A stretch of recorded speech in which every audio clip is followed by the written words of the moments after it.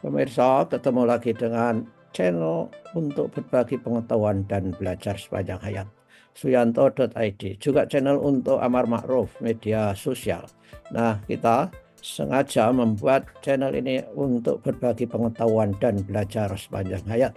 Kali ini kita mengunjungi para ibu bapak guru di seluruh tanah air, dan jangan lupa klik subscribe dan share video ini kepada sesama guru kolega supaya kita bisa menjadi jembatan antara para guru dan pengambil kebijakan di negeri ini.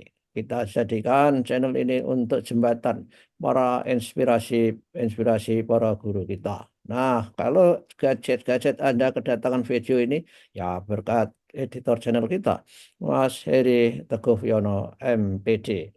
Kita masih berbicara mengenai hak guru. Dan tentu saja kita mendatangkan narasumber yang luar biasa, Bapak Dudung Abdul Qadir, MPD. Beliau adalah Sekretaris Jenderal PBPGRI. Nah, kita sahabat dulu. Assalamualaikum warahmatullahi wabarakatuh, Pak Dudung. Waalaikumsalam warahmatullahi wabarakatuh. Prof. Sehat, Prof? Alhamdulillah. Loh, Pak Dudung habis dari Papua ya? Itu backgroundnya Papua. Ya, betul nggak? Bukan, itu sebuah tempat wisata di Kabupaten Kuningan, di kampung saya itu, Prof. Masya Allah, kayak seperti ya, nah, sangat etnik sekali ya, Ya, perlu dikunjungi itu Pak Dudung. iya, harus, Prof. Kapan-kapan, Prof, Nah, bersama keluarga ke sana, saya tunggu. ya, Insya Allah. Oke lah Pak Dudung. Apa yang bisa kita komunikasikan kepada pengambil kebijakan mengenai hak guru? Gimana Pak Dudung? Ya, terima kasih, Prof. Dan para pemirsa Suyanto.id, kami pengurus besar Persatuan Guru Republik Indonesia tidak bosan-bosannya untuk terus mengingatkan pertama kepada pemerintah, dan yang kedua terus berjuang untuk bergerak dan terus bergerak mengabdi dan melayani para guru di seluruh tanah air. Itu, Prof. Nah, Ya, kami mengingatkan hak guru menurut Undang-Undang Guru dan Dosen pasal 14. Bahkan di Undang-Undang Sistem Pendidikan Nasional juga tertulis, walaupun kalau di Undang-Undang Sistem Pendidikan Nasional hanya 5, tapi di Undang-Undang Guru dan Dosen ada 11 poin, Prof. Nah, ya. kemarin kita sudah membahas 3 poin, sekarang poin yang keempat, mendapatkan kesempatan untuk meningkatkan kompetensi. Oh ya. Nah, ini menjadi penting. Kenapa? Dalam sebuah konsep tata kelola, di samping pertama kita menyiapkan dari hulu perguruan tinggi yang luar biasa bagus dan istimewa, kemudian rekrutmen tidak cukup sampai di situ, Prof. Tapi pemerintah bersama organisasi profesi harus menyiapkan sebuah konsep bagaimana peningkatan kompetensi para guru.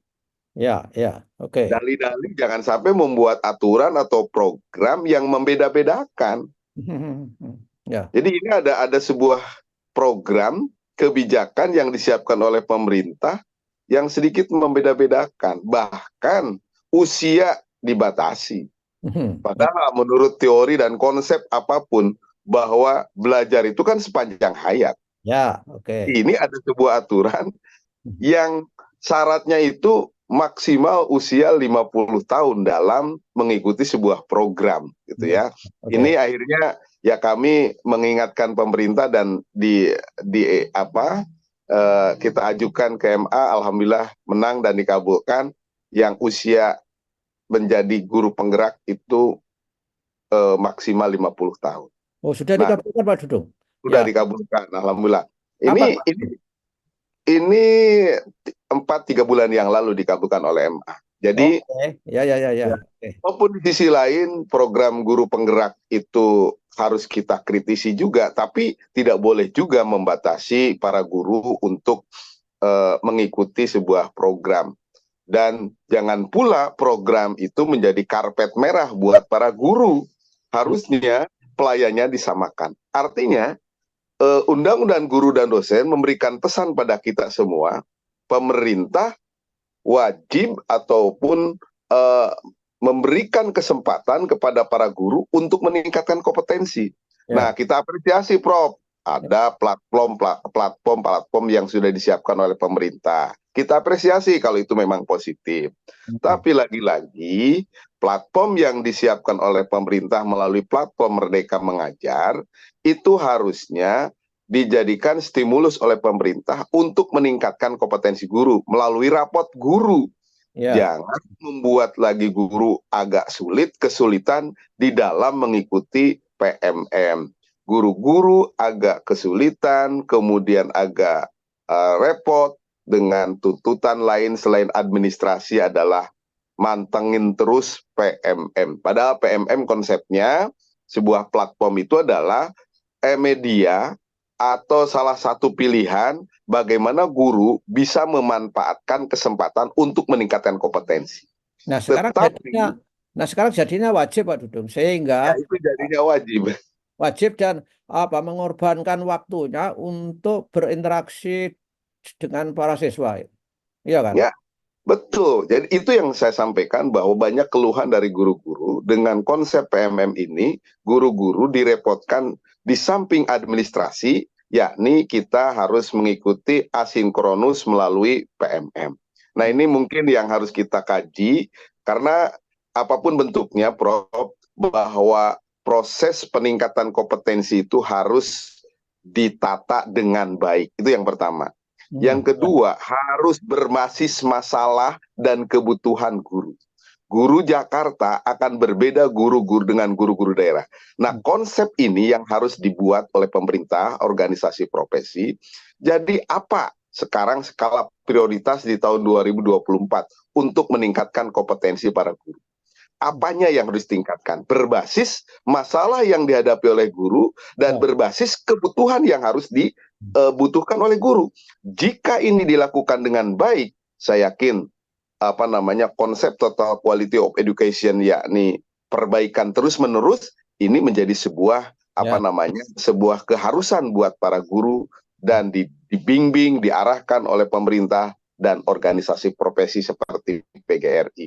Sehingga nanti akan terjadi sebuah kolaborasi organisasi profesi punya program berbasis masalah dan kebutuhan, pemerintah menyiapkan anggaran, guru merasa mendapatkan sebuah hak, yakni peningkatan kompetensi guru. Harusnya polanya seperti ini, Prof. Ya, saya kira that's so simple. Tapi masalahnya adalah bahwa suara-suara inspirasi seperti ini kurang diperhatikan, Pak Dudung. Oleh karena itu, ke depan saya kira pembuat kebijakan itu perlu duduk bareng dengan para guru, perwakilan guru, organisasi profesi guru, sehingga tahu apa kebutuhan guru itu. Jangan sampai misalkan kebijakannya seperti kebijakan kaos kaki, ya, one size fit for all. Saya kira tidak mungkin ya, Pak Dudung. Dan mereka dari Sabang sampai Merauke itu persoalannya sangat-sangat beragam. Berbeda. Ya, dan Pak Dudung kan sering jalan-jalan ke daerah, Pak Dudung. Soal bagaimana melihat kebutuhan guru terhadap peningkatan profesi mereka. Sebetulnya guru yang paling mengeluh, bukan arti mengeluh karena manja ya, paling bermasalah, paling mendapat tantangan terhadap PMM itu tentu saja guru-guru yang daerah terpencil yang tidak ada backbone internet, saya kira Pak Dudung. Gimana Pak Dudung? Di daerah gimana itu? Ini salah satu hal yang harus kita carikan solusi adalah bagaimana sahabat-sahabat kita, para guru, para pejuang di daerah-daerah terluar, terdalam, terpencil, yang jangankan internet, ya listrik aja nggak masuk ke daerah tersebut. Jadi kalau listrik saja tidak masuk, dipastikan tidak ada internet, Prof. Ya. Saya pernah ke Natuna. Nah, mudah-mudahan sekarang sudah bagus di Natuna jaringan. Jaringan sama sekali tidak ada. Saat itu Pak Menteri membawa tablet. Jadi ini persoalan. Di satu sisi kita ingin mengejar sebuah konsep digitalisasi, tapi di sisi lain ada hal-hal relung-relung kecil, bahkan itu luas tempatnya, yang harus kita perbaiki infrastrukturnya, Prof. Nah, ini menjadi sebuah PR buat kita. Jadi bagi guru-guru di daerah-daerah yang mungkin seperti ibu kota Jakarta, di tengah-tengah kota, ini tidak masalah dengan konsep PMM. Tapi bagaimana ketika kita menemui di daerah-daerah seperti tadi Natuna, kemudian Aikmual, kemudian di Dongi-Dongi, Poso, kemudian di di Papua sana banyak daerah-daerah yang masih blank spot. Nah, ini yang harus kita pikirkan. Jadi tetap, Prof, ada dua hal yang harus kita siapkan. Pertama adalah kita membuat sebuah konsep peningkatan kompetensi melalui luring yang masif, semua guru mendapatkan. Kemudian yang kedua, yakni dengan melalui daring. Tapi daring pun terstruktur, terpola dengan baik, terskema dengan baik. PMM memang sebuah teknologi, sebuah platform, tapi harus ada alur yang kita siapkan. Mungkin ada guru-guru yang baru kita bimbing melalui konsep guru induksi kalau zaman dulu, Prof. Melalui Permendikbud RB nomor 16 tahun 2009. Ada program guru-guru induksi. Setelah guru-guru induksi, guru ini diakap-cakap oleh guru senior dan dibilang bahwa ini guru menjadi guru yang betul-betul guru, dilantik dan diresmikan. Nah, pola-pola seperti ini sebetulnya bagus, tinggal dilanjutkan. Nah, sekarang kita tanya, apa kabar dengan Permendikbud RB nomor 16 tahun 2009? Padahal itu konsepnya bagus, ada PKB, pengembangan keprofesionalan berkelanjutan. Itu yang disebut menurut teori Total Quality of Education, perbaikan terus menerus, karena tidak ada sesuatu yang hebat, itu ajeg, pasti harus kita pertahankan dan kita tingkatkan. Begitu, Prof. Ya. Saya kira di dalam literatur modern dan juga dalam manajemen yang modern, yang namanya continuing professional development, pengembangan profesi secara berkelanjutan harus ada. Jangan sampai sepatah-sepatah, kemudian segmented, kemudian pilih kasih, diskriminatif. Itu saya kira kurang membara dampak secara nasional. Baiklah Pak Dudung, saya kira sudah banyak inspirasi kita sampaikan. Mudah-mudahan nanti di era kabinet yang baru itu apa yang kita inspirasikan ini menjadi catatan pemegang kekuasaan untuk memutuskan membuat kebijakan yang lebih berkeadilan. Terima kasih Pak Dudung atas kesempatan bertemu dengan para guru kali ini. Dan para guru dimanapun berada, selamat bekerja mengabdi untuk mencerdaskan bangsa. Wassalamualaikum warahmatullahi wabarakatuh, Pak Dudung. Waalaikumsalam warahmatullahi wabarakatuh. Terima kasih Prof dan Suyanto.id. Terima kasih kembali.